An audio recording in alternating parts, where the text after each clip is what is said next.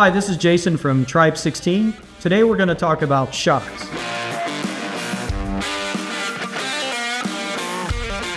So if you're wondering what the inside of a shock looks like, this is it. You have your shock body. In this case, you have a reservoir. Not all shocks do, but this one does.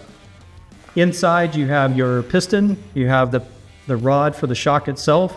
This is a great example of one that gave it its all and came up short. If this gets bent, yes, we can replace these. So here you have the shock body.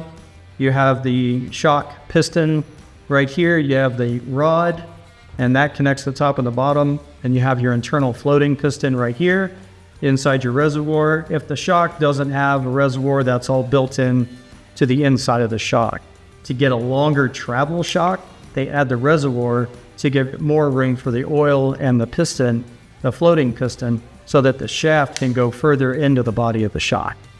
If you found this content helpful today, give us a like and a subscribe. And if you're ready to make some modifications to your vehicle and upgrade your shocks, give us a shout. Either give us a call, an email, or reach out to us on social media.